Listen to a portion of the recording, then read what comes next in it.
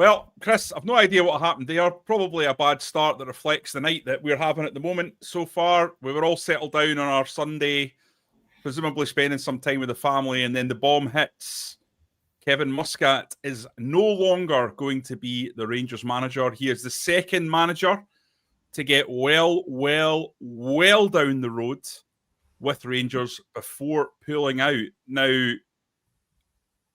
this is, I can't stress enough, this is not what anyone expected to happen. Comedy element aside, that Rangers are often getting it wrong at the moment, and what can go wrong will go wrong. But as of Friday, absolutely Kevin Muscat was the man. How did we get to this point? As of yesterday, as of just a few hours ago, Kevin Muscat was set to become Rangers manager. I think the announcement was always kind of penciled in for this weekend. We messaged a number of people over the last 40 hours or so to try and find out when that announcement would be, and the announcement that's finally come through is that Kevin Muscat will not be Rangers head coach. And we spoke on a breaking news show about a week or so ago, I think it was, but the Saturday night, I think, was the Gerrard news, and that came as a real shock.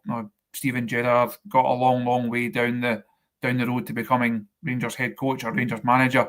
I think Kevin Muscat was even closer than that.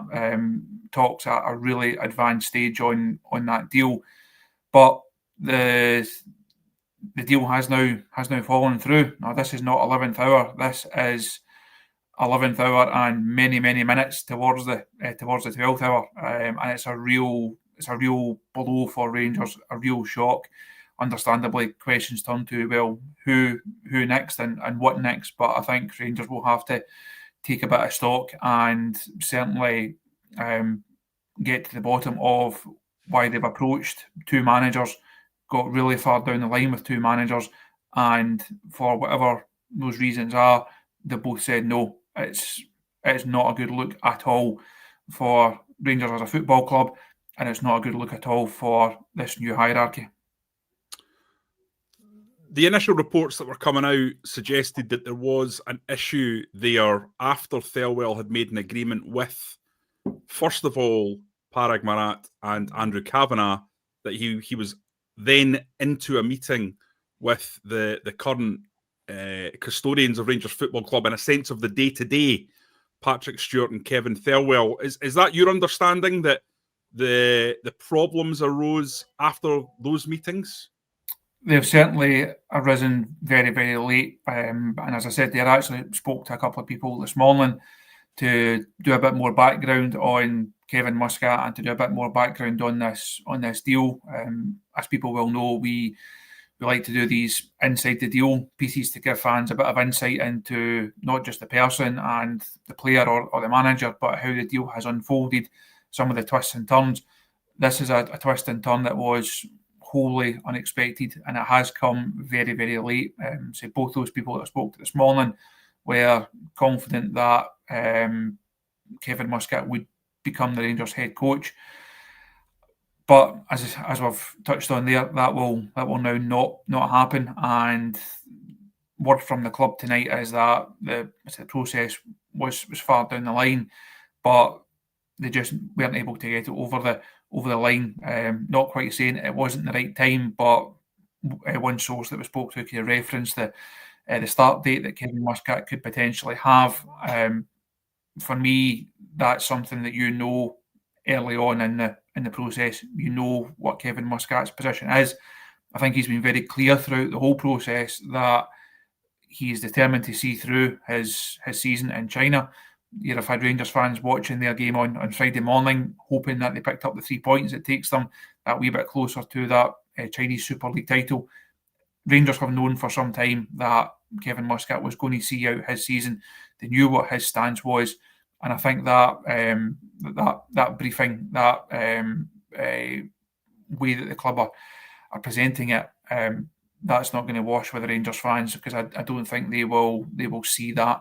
Much like the timing excuse, if you like, on Steven Gerrard, I think both of those stances are going to take a bit of selling if that's how club are presenting it. Yeah, it's very, very difficult unless the club are explaining what's happened, not to be completely and utterly vociferously critical, Chris, isn't it? Because the situation with Steven Gerrard's, we were led to believe it was again significantly down the line, and then something came up that was clearly an issue. But Rangers' structure, Rangers' style, the way Rangers operate as a club, you'd feel that that's kind of within the first half an hour something that you'd be discussing with someone. It's not something that should be uncovered as if like a real good look under the bonnet reveals a small engine flaw. This is something that's front and center and obvious and should be amidst the first things you discuss and what the flexibility is.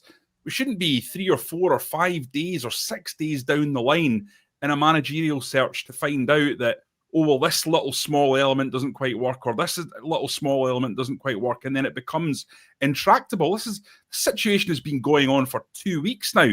Just a reminder, Rangers hired Giovanni van Bronckhorst. The much maligned Ross Wilson did it in 6 days.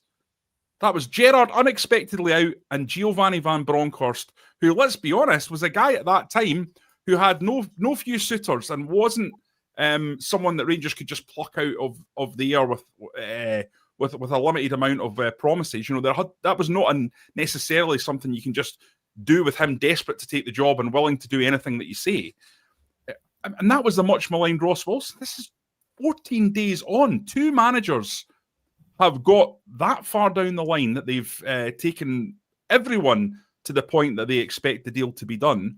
And then we've also had Danny Rawle, who we know was a candidate they were looking at strongly, just come out and say, look, I've had enough of this. I've had enough of being strung along here. I'll move on to something else. I need to be in the door.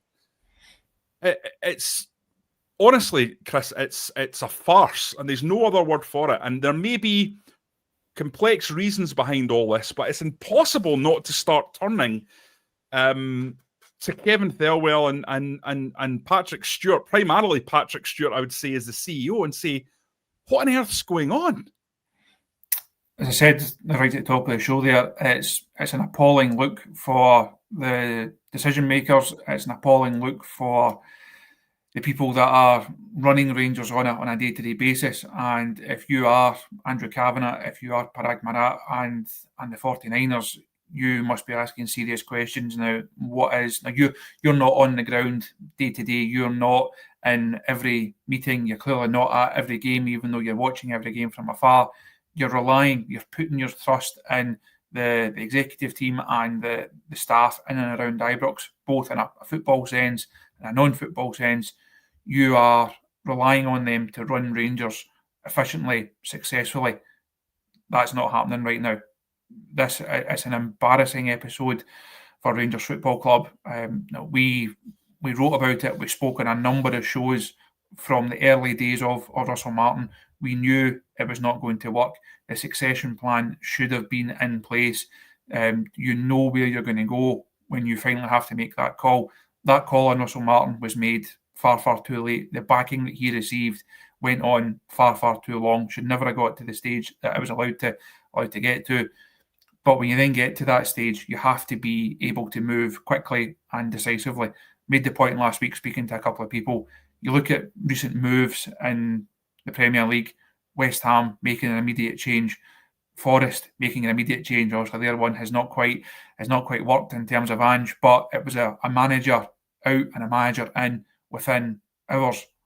Rangers go an entire international break. When you know the importance of getting back into action against Dundee United at Ibrox, you know you've got a chance to get 3 points on the board, to bounce into Thursday, to trying to start building a bit of momentum, and you blow it. Stevie Smith has to go in, answers the call of duty. Fair play to him. Not his fault yesterday at all. But you put yourself in that situation where you're risking another 3 points. 3 points that might cost Rangers, never mind cost Rangers a title, might cost Rangers finishing second this season. And Chris, that's a really tough one now. I think Hearts are 13 points clear, are they? Yes. 13 points. I mean, that not only requires Rangers to win games, that requires Hearts to lose them. Mm-hmm. I think that is an extremely tall order now, and that's on the management of this season. Mm-hmm. I mean, genuinely catastrophic, and you can't sugarcoat it. You can't give the opposing side, because these are people that don't speak. They don't put their heads above the parapet to be challenged, to be questioned. And that's the other thing. I mean, how many times has Patrick Stewart put himself over the course of the year in front of the media? I mean, once? Is it once, or once plus at the appointment of Russell Martin? Twice? Is that? There was the appointment of Russell Martin, and there was the briefing. Ahead of Philip Clement sort of being we're going to back the manager type briefing. The briefing, the ill-fated vote of confidence. He's also done a couple of Rangers TV interviews outside that as well. The fan advisory board minutes of late have been really interesting. The Rangers fans are relying on that board to try and hold the executive to account. We've seen the Union Bears banners of late. We saw the other banner that was unfurled in the Sandy Jardine stand at half time, well placed to catch the eye of those in the director's box. But this is it's a situation. It's not just the Muscat situation. The fact that it's gone on for a fortnight, the Gerrard situation, how this entire search has unfolded. There should be some real soul searching within the corridor power at this football club now, at every single level. Rangers say they're a big football club. They pride themselves on being a big football club. Time they started acting like it, because this is not how big football clubs operate, and this is not how Rangers Football Club should be operating. Yeah.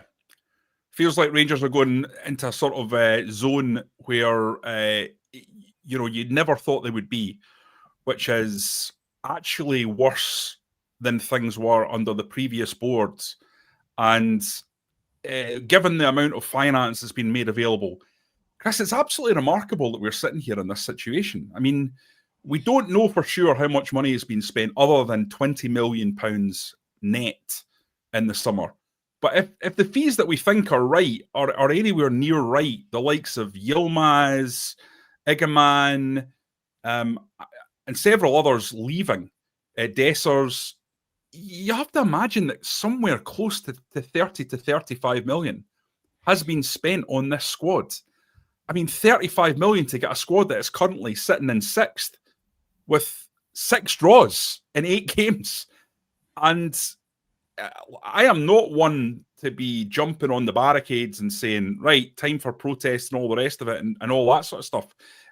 Chris, I normally I would say that a structure takes time to embed, and you need to give a director of football in particular lots and lots of time to get to make the difference that will happen over the course of the long term. But you cannot say anything other than what we are aware of, the information in front of our eyes, the information that we're getting. It's calamitous. It's beyond calamitous. It's farcical. And we're not hearing the other version. Like, what are you actually doing? What's the reason behind all this? Because they don't speak, they don't communicate, they don't do press conferences, they don't put themselves forward. So you're kind of like, well, you don't have the alternative side to put across. You just have scenarios like this one where someone like Kevin Muscat, who appears to have every reason to want this job. You look at his career, you look where he is. I know he can earn a lot of money in China, but if you, at his age in his 50s, if you want to, end up in a big job in England or end up in a big job in the continent, you're not going to get there from China. You need to take a stepping stone into somewhere in Europe. We're talking about a guy that's still never actually managed in Europe. And this is a job that he's coveted. This is a job that he's come in for twice before. And what we're saying that now all of a sudden that Chris, it's incredible.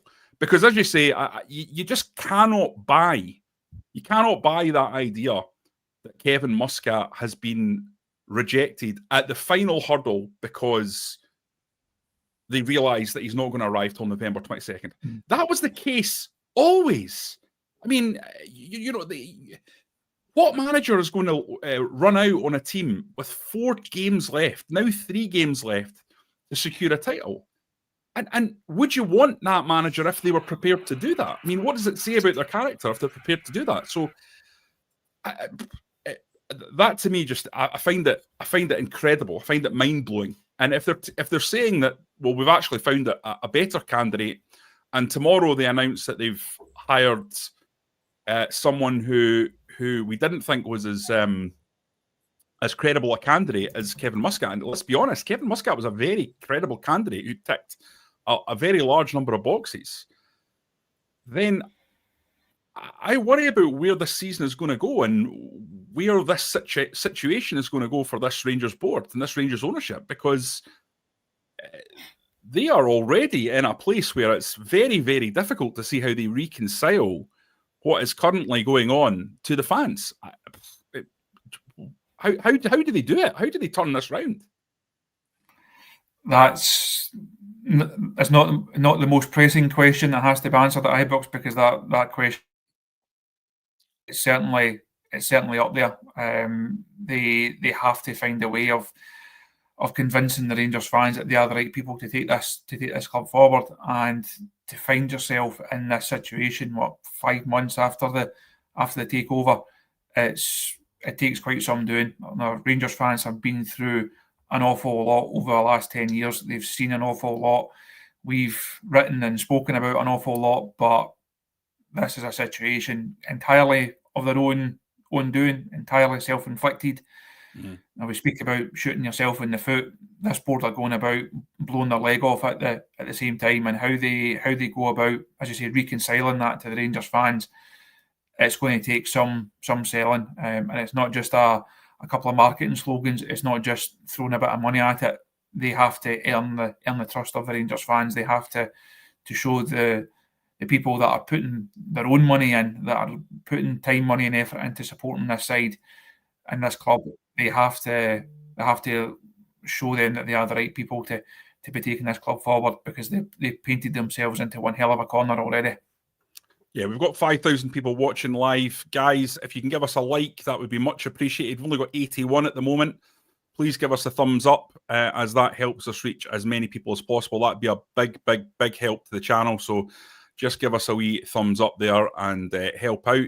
Chris, obviously we have now been through quite a few candidates. We had Sean Dyche, not happening. Then Steven Gerrard, not happening. Danny Roll, not happening. Now Kevin Muscat, not happening. I mean, who's still standing? Taken to assuming that no one else who has previously ruled themselves out is going to come back like a phoenix from the flames. Who's left that we are aware that they've looked at? I mean, is it Ole Gunnar Solskjaer? There was talk of Michael Carrick, that was shot down by people close to Carrick. So where does it leave us? It probably leaves us with you and me being as far up the bookies odds as anyone. If Josh comes back from his holiday next week, if he fancies being the manager at Ibrox next Sunday, I think Rangers are accepting applications right now. He would definitely wear a suit, because I wouldn't let him do anything different. He certainly would. It'd be well told and well turned out, that's for sure.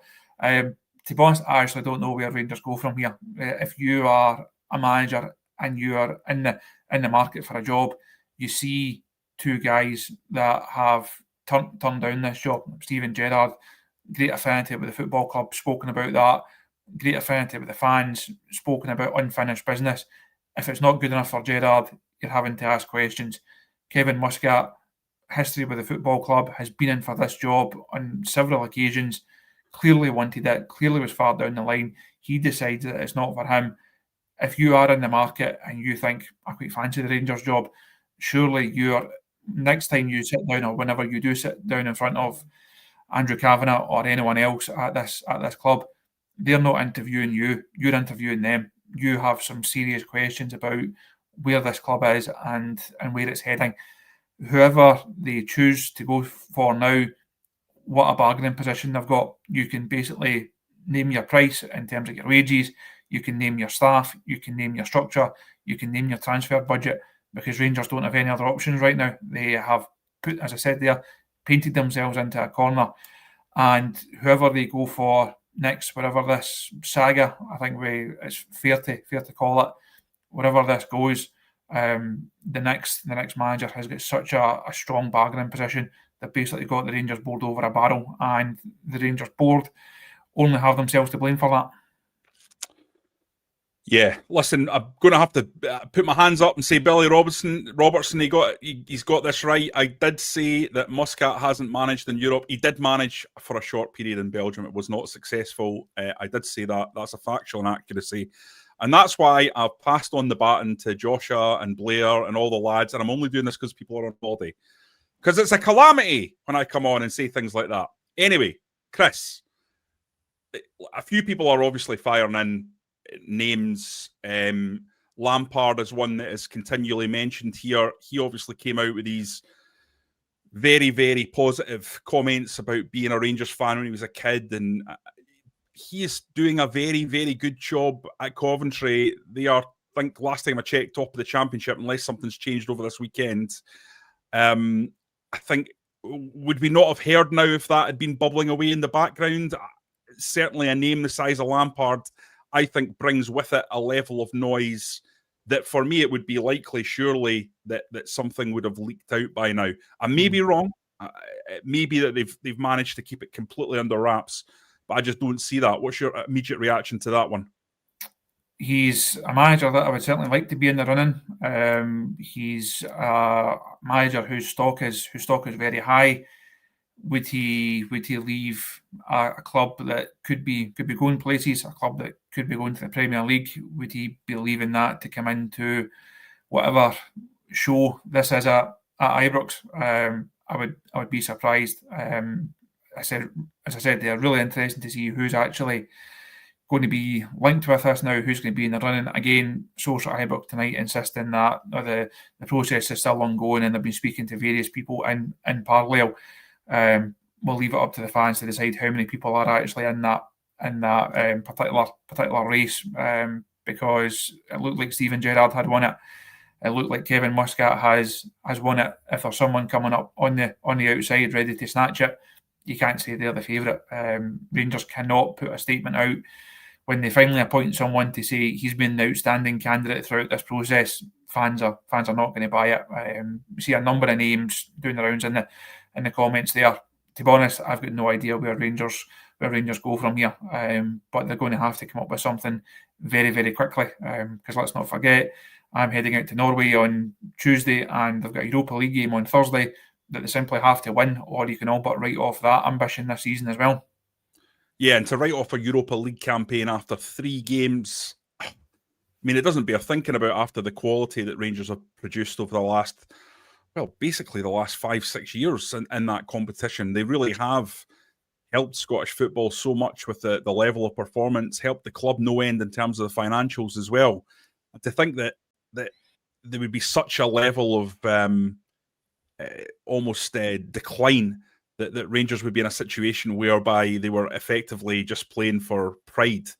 I mean, it's really, really, really remarkable. And I suppose, Chris, I mean, just to touch on that Dundee United game, you were there. There was a level of discussion about whether or not we would see the real Rangers once the shackles that had been put on them, the tactical shackles that Russell Martin had implemented, once they were taken off, would they improve? And certainly in that first half, I was watching the game thinking, blooming hell, they really have. They really have improved. This looks like a completely new side. Yes, maybe lacking a little bit in terms of maybe that final bit of killer instinct. But wow, I mean, 24 shots in that first half, and you were thinking Rangers are going to go in and comfortably win this game. But it was Jimmy Greaves' classic game of 2 halves, wasn't it? And then in the second half, Dundee United, it was just like a group of men, wasn't it? They just stood up.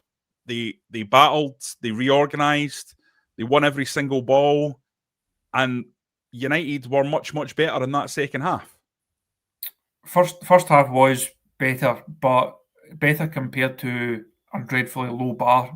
Some of the first halves, or some of the second halves, some of the 90 minutes that Rangers have produced this season are so far from acceptable that it's hard to put into words. So it was better. But I think you have to be mindful of what you're actually comparing it against. Second half, nowhere near good enough once again. I thought that the comments from Jack Butland post-match were really interesting, speaking about guys kind of what goes through their head sometimes, why you have to be 110% all the time at this club. Second half, it looked like they thought the game was done and the job was done at 1-0. You need to be more streetwise than that. You need to know what Dundee United are going to do. You need to know they're going to be organised. They're going to reorganise it. They're going to have a different plan in the second half. Two really good goals from a United perspective. Now, they worked them well, but defensively, you're asking huge questions about Rangers. Once again, they are not new questions. James Tavernier rescues a point, but in the grand scheme of things, even you then look at how the weekend unfolds, Hearts going to get a really impressive win. Celtic lose this afternoon, and it's another game, another weekend, another opportunity that's just passed Rangers by because they've not done what they should have done in the build-up to it, and then not done what they should have done during the 90 minutes.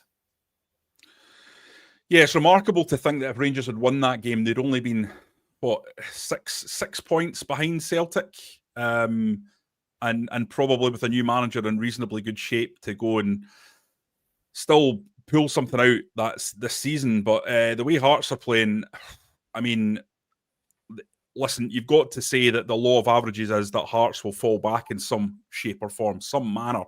They will go through a sticky spell. They will have a period where things don't quite click. We saw that with Aberdeen, who went on an enormously good run last season. The thing is, though, Chris, I think there's a big difference between Jimmy Thielen and Derek McInnes, I'm afraid to say. I don't think there was the same understanding of the league, experience of the league. One thing people haven't really seen about Hearts or been talking about like they should, how good Hearts are at set pieces, how many goals they're getting from set pieces, how good they are at defending them. I think that'll be huge against Celtic next week. I just don't think this Hearts team is going to be like that Aberdeen team. I don't see it, mate. And I already think, as I've kind of already alluded to, Rangers could be heading towards, a cliff. Well, they are heading towards a cliff edge, but they heading towards a tidal wave here. And Hearts are in such a good position to go in and claim that Champions League spot. And where does that leave Rangers? It leaves them in a struggle to even probably get to the level that we've taken for granted over the last period of time. And the financial implications of that are really, really, they don't bear thinking about. It really is going to cost this club a lot of money. I'd be surprised, though, if Kavanagh and Marat are not aware of that and thinking about that and starting to realise quite quickly, Chris, there's a level of performance that you just can't let slide and you can't put down to teething problems. And I think we're getting to that point, aren't we? I think we're already at that point, to be honest. As Nobby touched on earlier on, you can understand them making one mistake to then double down on it, to then compound it, to then make further mistakes in a short space of time. They've put themselves in a really, really difficult position. No one to blame but themselves. And how they get out of it now, it's really, really difficult. Even if you can get a manager in, even if you can start to pick up form, will Hearts drop points? Of course they will. Will this Rangers side pick up 14 more points than Hearts over the next 30 games? I'm less than convinced, to be honest. I think there's huge questions over what position Rangers are actually fighting for now in this Premiership. Mentioned Thursday night there, lose, and you're all but out of that competition as well. And we're 3 weeks away, a fortnight or so away from an Old Firm game at Hampden, the first bit of silverware, not on the line, but the winner of that game is also a huge favourite heading into the final. I mean, that game really will be two bald men fighting over a comb, because let me tell you, Celtic are garbage. They are terrible. I mean, even Brendan Rodgers describing them as a Honda or something like that, some sort of Honda Civic, I think he used. You're expecting me to drive a Honda Civic like a Ferrari. I mean, that's a remarkable thing for a Celtic manager to say, but it just goes to show. And Chris, we didn't talk about this at the start of the season. the size of the prize this season, I mean, it was all there. The money they had, the feel-good factor, the synergy between the fans and the club. I mean, it's not just that it's been bad, it's that the level of opportunity to really, really turn the screw on Celtic. And listen, it might be Hearts to take advantage of it. And, you know, I suppose that's a completely separate podcast. But, I mean, really, let's be honest. There's a lot of noise last season, but Rangers had done the hard part. They had done the hard part. And the hard part was beating Celtic, decent in Europe. Right, let's get some people in who can take care of the league and know this league. And if you do that, then you're in a much better position. So, yeah, listen, we could talk all night, but we're back tomorrow and we're back on early doors. So let's call this a day. Let's wrap it up because there's still so much to chew over and pour over and drill into the detail of. And we'll be able to do that tomorrow morning. So listen, thanks, Chris. Thanks for all the latest updates on a Sunday night. We will try and go and dig out some more. And guys, feel free to come back and hopefully join us tomorrow morning at 9:30.